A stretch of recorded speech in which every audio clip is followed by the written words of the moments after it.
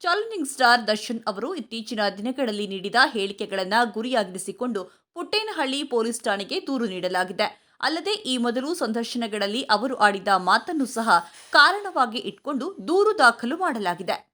ಈ ದೂರಿನಲ್ಲಿ ದರ್ಶನ್ ವಿರುದ್ಧ ಹಲವು ಗಂಭೀರ ಆರೋಪಗಳನ್ನು ಮಾಡಲಾಗಿದೆ.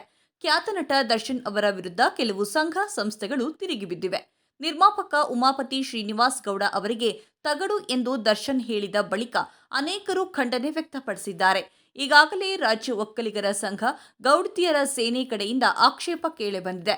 ಈಗ ಸ್ತ್ರೀ ಶಕ್ತಿ ಮಹಿಳಾ ಸ್ವಸಹಾಯ ಸಂಘದ ಸದಸ್ಯರು ದರ್ಶನ್ ವಿರುದ್ಧ ದೂರು ನೀಡಿದ್ದಾರೆ.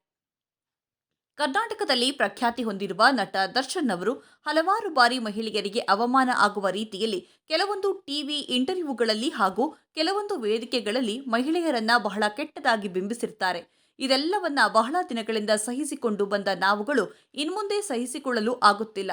ಕಾರಣ ಏನಂದ್ರೆ, ಶ್ರೀರಂಗಪಟ್ಟಣದಲ್ಲಿ ನಡೆದ 25 ವರ್ಷದ ಬೆಳ್ಳಿ ಸಂಭ್ರಮದಲ್ಲಿ ನಟ ದರ್ಶನ್ ಅವರು ಮಹಿಳೆಯರಿಗೆ ಅವಮಾನ ಆಗುವ ರೀತಿಯಲ್ಲಿ ಮಾನ್ಯ ಮಠಾಧೀಶರು, ಗಣ್ಯ ವ್ಯಕ್ತಿಗಳು ಹಾಗೂ ಸಾರ್ವಜನಿಕರ ಮಧ್ಯದಲ್ಲಿ ಘಂಟಾಘೋಷವಾಗಿ ಮಹಿಳೆಯರನ್ನ ನಿಂದಿಸಿದ್ದಾರೆ ಎಂದು ದೂರಿನಲ್ಲಿ ತಿಳಿಸಲಾಗಿದೆ.